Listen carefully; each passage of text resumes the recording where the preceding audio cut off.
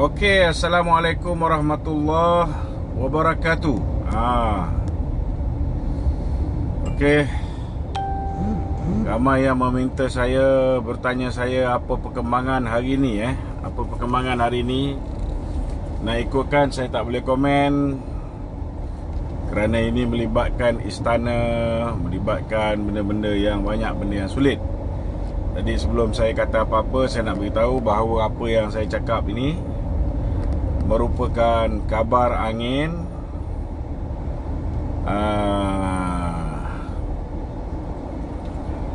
Jadi dengar boleh, percaya jangan. Senang kabar angin kabar angin okey.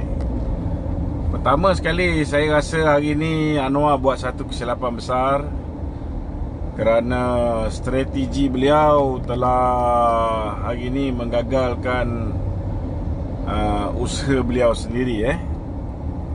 Pertama, baginda tuanku sudah pun menegaskan bahawa appointment hari ini ialah untuk beliau hadir bersendirian, beliau seorang.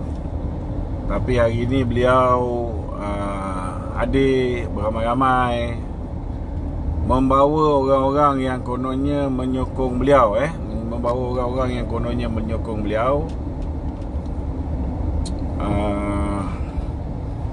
Tetapi bila tuanku memanggil beliau untuk masuk menghadap, beliau hanya memberitahu jumlah 120 orang yang menyokong beliau untuk menjadi Perdana Menteri. Dan bila diminta untuk dinyatakan nama-nama tu, beliau tidak dapat memberikan nama itu atas dasar beliau risau, takut bila nama-nama tu diberikan maka peluang untuk mereka ini dibeli oleh Muhyiddin atau diugut oleh Muhyiddin akan berlaku. Jadi ini menyebab apabila tidak ada senarai nama penuh 120 orang yang didakwa oleh Anwar, maka tuanku telah mengambil keputusan untuk membatalkan. Besok sepatutnya Lim Guan Eng pagi, kemudian keesokan harinya sepatutnya Haji Hadi pagi berjumpa, kemudian Dato' Zahid hari Khamis. Akhirnya semua dibatalkan. Semua dibatalkan. Maknanya hari ini disebabkan silap strategi berahsia dengan tuanku. Ini satu benda yang saya rasa agak pelik. Kalau dah menghadap tuanku tu sepatutnya diberikan nama penuh 120 orang. Tapi bila berahsia dengan tuanku, akhirnya usaha Anwar hari ni gagal. Usaha Anwar hari ni gagal. Saya tak ada komen apa-apa lah. Cuma sepatutnya bila tuanku dah bagi tahu bila waktu ketua-ketua parti yang lain tu patut berjumpa, ikut je lah. Ikut je arahan istana. Tak perlulah hari ni semua datang. Dan akhirnya esok istana akan buat semi lockdown. Semi lockdown, maknanya orang tak boleh pergi istana lah, dalam arti kata lain. Apabila gagal usaha ni, maka usaha kedua akan berlaku pada 7 hari bulan November. 7 hari bulan November. 7 hari bulan November ni, saudara, apa yang akan berlaku ialah akan berlaku pembentangan belanjawan. Akan berlaku pembentangan belanjawan. Dan sekiranya belanjawan itu tidak dapat diluluskan, maknanya gagal untuk mendapat sokongan lebih daripada separuh ahli parlimen yang hadir, maka secara automatiknya tuan-tuan, itu bermakna Tan Sri Muhyiddin Yassin sudah hilang sokongan daripada majoriti ahli parlimen.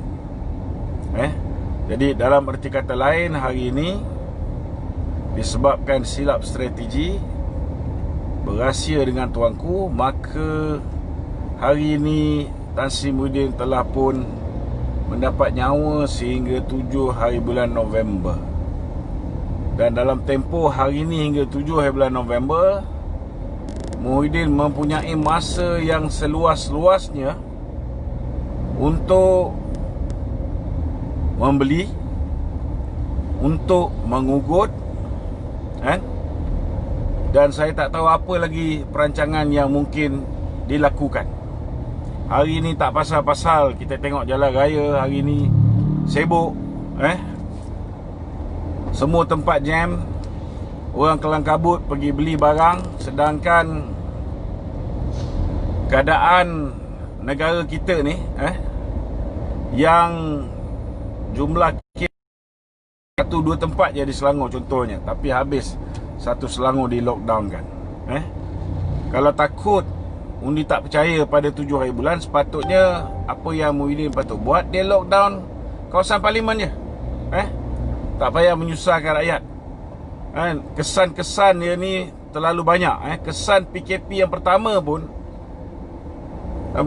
belum lagi dapat diatasi oleh rakyat yang menerima bala ketika berlakunya serangan COVID gelombang pertama.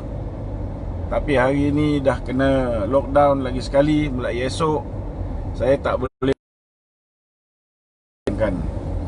Saya yakin ramai orang akan jatuh susah kerana yalah, saya menjangkakan hari itu apabila kerajaan memberikan moratorium daripada bulan 4 sampai bulan 9, saya menjangkakan dalam tempoh tersebut kuasa membeli rakyat lebih kuat kerana tak perlu membayar sewa sewa beli kereta, sewa beli rumah, tak perlu bayar pinjaman pembiayaan peribadi.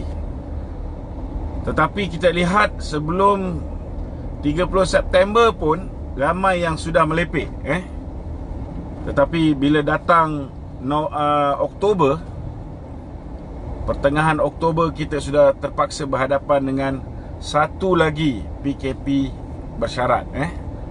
Jadi saya agak sedih lah dengan mengenangkan nasib orang-orang yang makan gais pagi makan pagi, gais petang makan petang. Ada yang kata ini sekadar PKP bersyarat.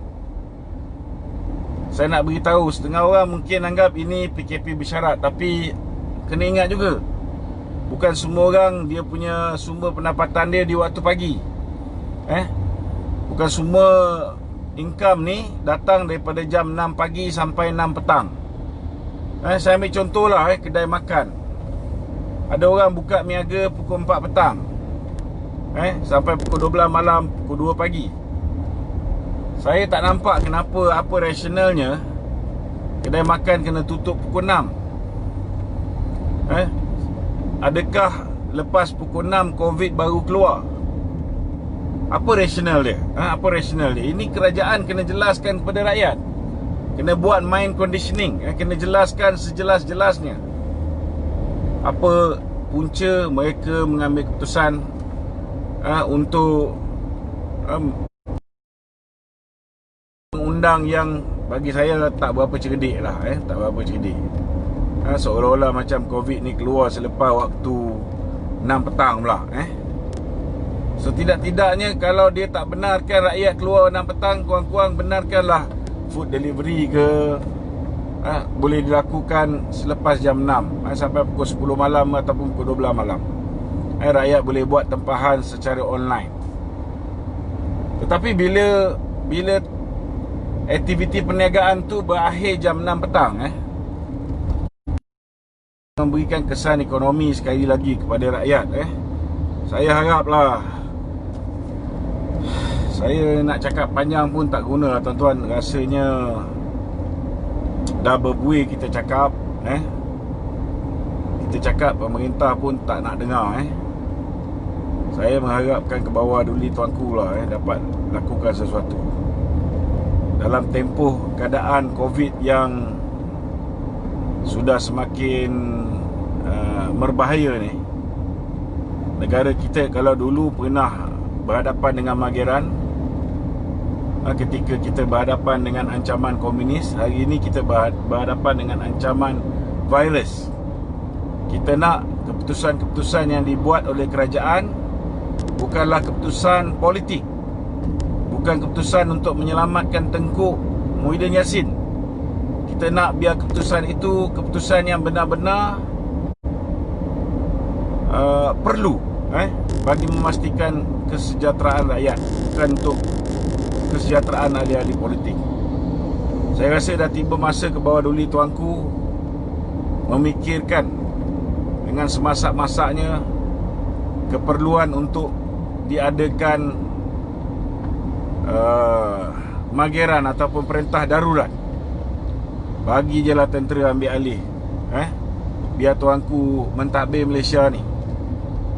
Kalau bagi Kak Anwar jadi Perdana Menteri pun tak boleh, besok lusa kalau DAP tak setuju dengan Anwar, apa yang dia minta tak ditunaikan,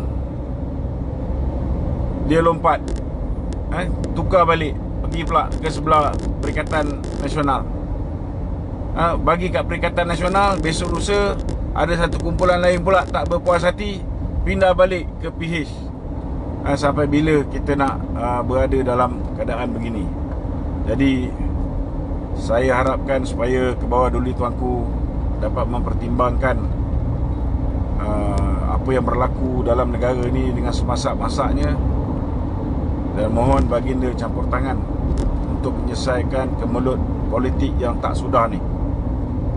Kalau boleh biarlah baginda ambil alih, biarlah buat pemerintahan, letaklah interim prime minister ke, ataupun kita boleh buat mageran sekali lagi selepas selesai COVID ni, serahkan kembali kepada rakyat untuk buat pilihan raya, insyaAllah. Sekian, Assalamualaikum warahmatullahi wabarakatuh.